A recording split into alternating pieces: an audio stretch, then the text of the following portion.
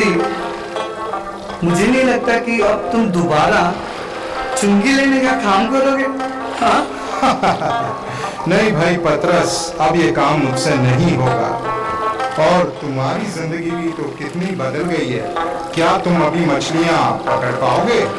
नहीं नहीं भाई, मछलियां नहीं, यीशु मसीह ने मुझे इंसान पकड़ने वाला बना दिया है। वाह, हमारा जीवन कितना बदल दिया है यीशु मसीह ने, है ना? और कितने और लोगों की जिंदगी हमारे यीशु मसीह ने बदल दी, क्योंकि उसके वचन ही कुछ ऐसे हैं। याद है पतरस, जब हम यीशु मसीह के साथ उस पहाड़ पर गए थे और उन्होंने अपने सुंदर वचन हमें सुनाए थे। हाँ हाँ, याद है। धन्य है वो जो मन के दीन है। मन के दीन है। धन्य है वो जो मन के दीन है, स्वर्ग के राज में जाएंगे। धन्य है वो जो शोक है करते, शांति आनंद पाएंगे। सुनो धन्य वचन, सुनो धन्य वचन, करो इनका पालन, होगा धन्य जीवन।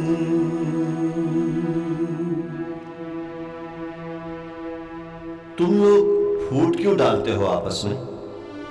जानते हो जो मेल मिलाप कराने वाले हैं वही परमेश्वर के पुत्र कहलाएंगे।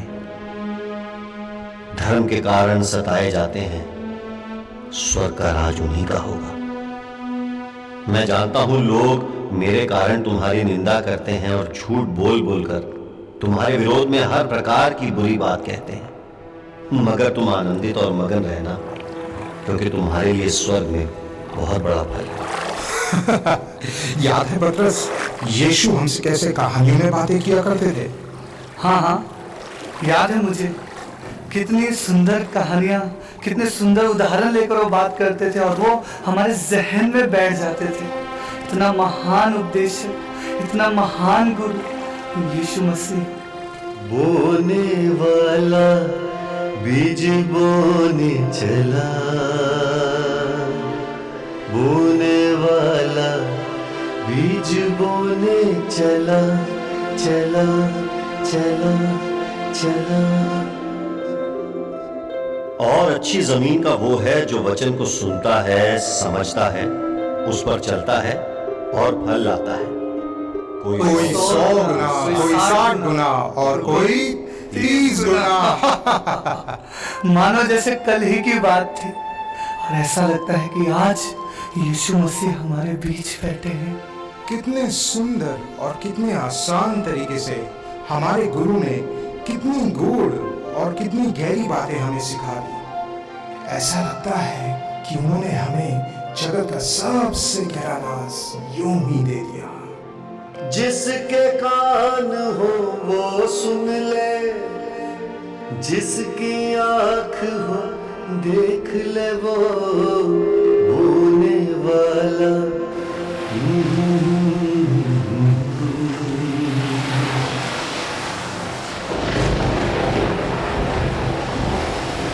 मती, आज कितनी तूफानी रात है। हाँ पतरस, बिल्कुल उस रात की जैसे जब हम नाव में थे और तूफान आया। हाँ हाँ, मुझे याद है।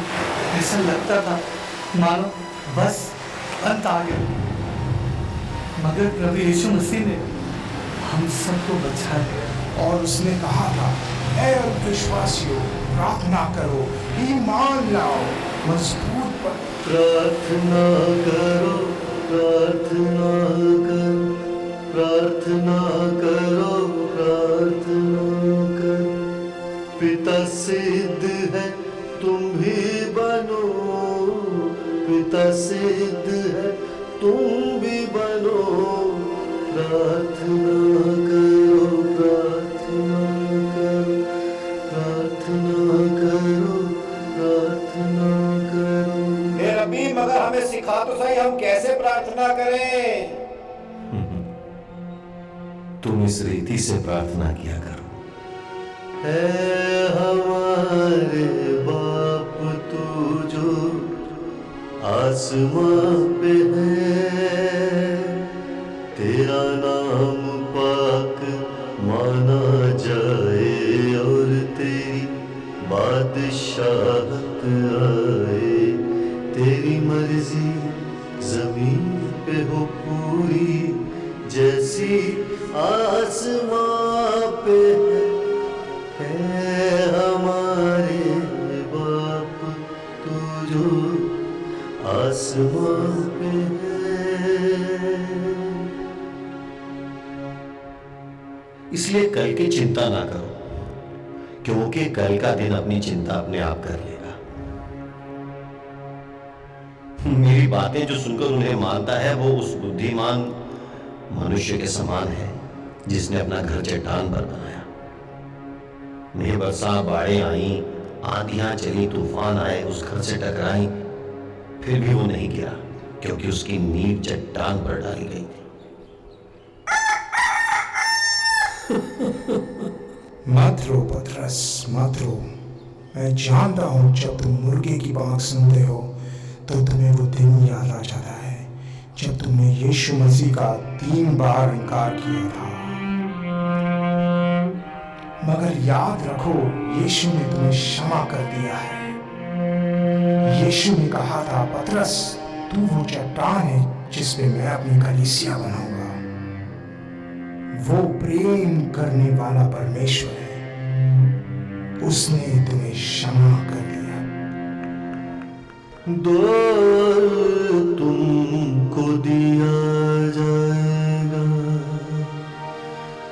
दौर तुमको दिया जाएगा, और जिस नाप से तुम तोलोगे और जिस नाप से तुम नापोगे तुमसे भी वैसा किया जाएगा। दो और तुमको दिया जाएगा। और इस प्रकार ये महान गुरु दुनिया को सिखाता रहा, सत्य का मार्ग दिखाता रहा और लोगों का इस धरती पर आने का क्या उद्देश्य है ये उनको बताता रहा। तुम दुनिया के नूर हो, चिराग बन के चमको। तुम दुनिया के नूर हो, चिराग बन के चमको। तुम दुनिया के नूर हो, चिराग बन के चमको। मारो मारो इस स्त्री को मारो, ये पापी है, इसने पाप किया है, इसने व्यभिचार किया है। ये व्यभिचार करती हुई पकड़ी गई है। मूसा की शरीयत के मुताबिक इसको मृत्युदंड मिलना चाहिए, पत्थर मार के इसको मार देना चाहिए। यीशु मसीह बात को इंसाफ करें, आप ही इंसाफ करें मसीह।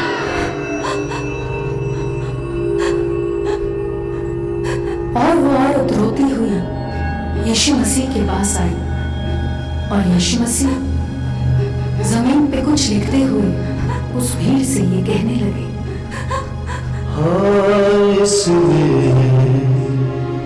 पाप किया है, हाँ इसने पाप किया है। मारो इसको मिलकर सारे, मारो इसको मिलकर सारे। लेकिन जो पापी न हो, लेकिन जो पापी न हो, वो ही पहला पत्थर मारे, वो ही पहला पत्थर मारे। और ऐसा इंसाफ इससे पहले इस धरती पर कभी नहीं हुआ था। अरे यूहन्ना, तुम कब आए? मैं तो तुम दोनों की बातें सुन रहा था तो ऐसा लगा मानो यीशु मसीह यहीं पर मौजूद है। और इसी समय बिल्कुल है ना। यीशु मसीह ने कहा, जहाँ 2 या 3 मेरे नाम से जमा होते हैं, मैं उनके बीच मौजूद होऊंगा। वो यहाँ है। और देखो कितना महान गुरु हुआ हमारा, ऐसी बातें उसने हमें सिखाई और सबसे बड़ी बात, हमको स्वर्ग का रास्ता दिखाया। आमीन। दुनिया को जरूरत है यीशु मसीह की। बहुत काम करना है, क्योंकि एक बड़ा रास्ता है जो नर की ओर जाता है, एक छोटा रास्ता है जो जीवन की तरफ जाता है।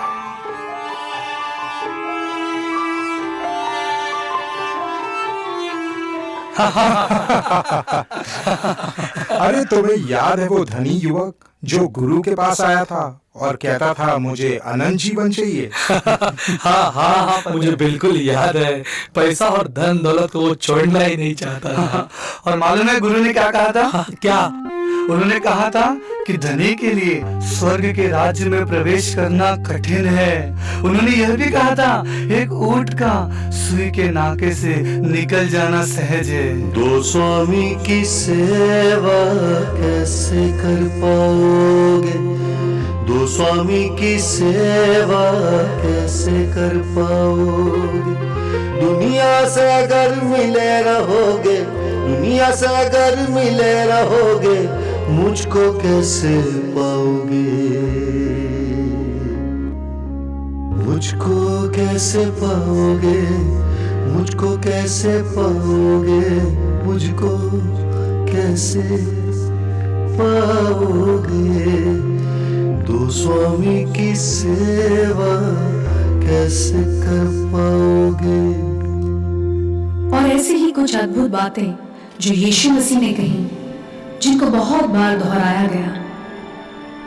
बड़े बड़े महात्माओं ने, प्रचारकों ने और दुनिया के बड़े बड़े लीडर्स ने उन बातों को कहा। वो बातें आज भी जिंदा हैं, क्योंकि वो बातें इंसान की नहीं बल्कि परमेश्वर के बेटे की हैं। मगर मैं तुमसे कहता हूं कि बुरे का सामना न करना।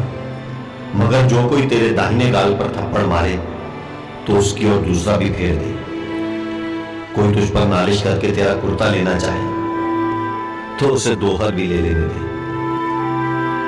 जो कोई तुझसे मांगे उसे दे।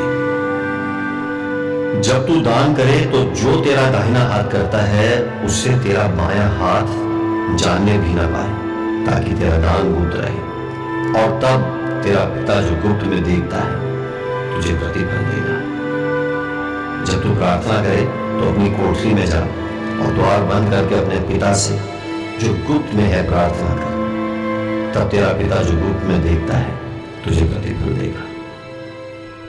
यूहन्ना, ये कैसे होता है कि दुनिया के गुरु आते हैं, बातें करते हैं, उपदेश देते हैं, पुस्तकें लिखते हैं और चले जाते हैं, लेकिन हमारा गुरु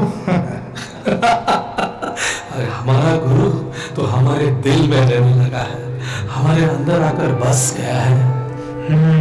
यही तो फर्क है दुनिया के गुरु और हमारे गुरु में। उसने हमें पवित्र आत्मा दिया है। हमारे गुरु ने कहा था, देखो मैं जाता हूँ और तुम्हारे लिए सहायक भेजूंगा। मेरे जाने के बाद भी तुमको हर चीज सिखाएगा और तुम्हारी अगुवाई करेगा, तुम्हें रास्ता दिखाएगा। ऐसा था हमारा गुरु। दुनिया के गुरु कहाँ अपने शिष्यों के लिए जान देते हैं, लेकिन हमारे गुरु ने सूली पे चढ़ के दुनिया के लिए अपनी जान दे दी, और हमारे दरवाजे में खड़ा वो खटखटाता है, खटखटाता है। देख, मैं तेरे द्वार पर खड़ा हुआ खटखटाता हूँ। यदि कोई मेरा शब्द सुनकर द्वार खोलेगा तो मैं उसके पास भीतर आकर उसके साथ भोजन करूंगा। जितने बोझ से दबे हो और परिश्रम करते हो, मेरे पास आओ, मैं तुम्हें विश्राम दूंगा। तुम्हें शांति मिले, तुम्हें शांति मिले। जैसे पिता ने मुझे भेजा है, मैं भी तुम्हें भेजता हूं। जिनके पाप तुम क्षमा करो, वे उनके लिए क्षमा किए गए हैं। इसलिए तुम जाओ, सब जातियों के लोगों को चेला बनाओ और उन्हें पिता और पुत्र और पवित्र आत्मा के नाम से बपतिस्मा दो।